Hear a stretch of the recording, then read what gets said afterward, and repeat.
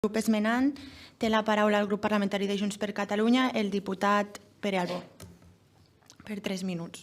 Molt bé, doncs moltes gràcies.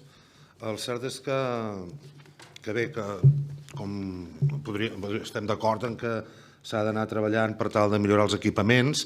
En aquest sentit, i pel que fa al partit judicial de Girona, va haver-hi tot un moment allà on tot això es anava atenguent i per tant vam tenir que els jutjats de la Bisbal es van millorar moltíssim i hi ha un edifici absolutament òptim per les tasques que s'hi han de desenvolupar. A Girona també va passar, a Olot també va passar i a Blanes també va passar i en canvi en alguns altres partits judicials allò va quedar pendent, no es va fer i hem encetat aquesta etapa que bé, que no fa falta que expliqui, entre les crisis successives que han anat haguent, queda pendent.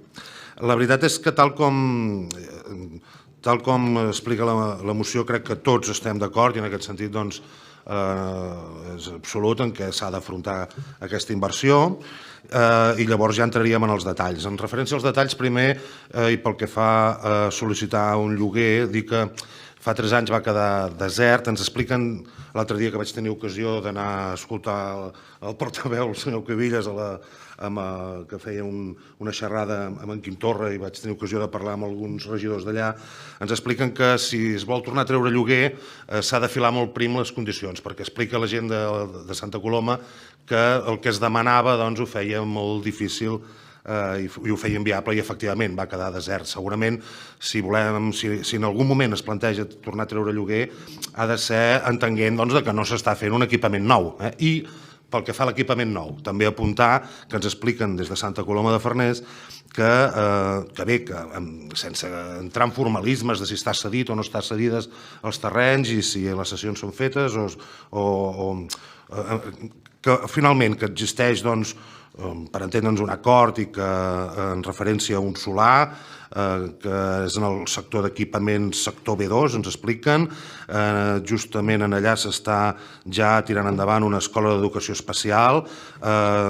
Després de converses es va decidir fer un canvi d'orientació i per tant que tingués entrada pel carrer Moragas. Tot això han estat treballs previs que s'han anat afinant i que per tant l'Ajuntament té això a punt per quan convingui. Bé, en principi no s'ha fet encara la sessió definitiva perquè tampoc segurament hi ha la consignació pressupostària, ja vaig acabant, presidenta, però que en aquest sentit d'alguna manera tindríem tot enllestit i com molt bé vostè diu es tracta de donar l'impuls i aquesta és la voluntat que tenim tots a través d'aquesta moció. Moltes gràcies.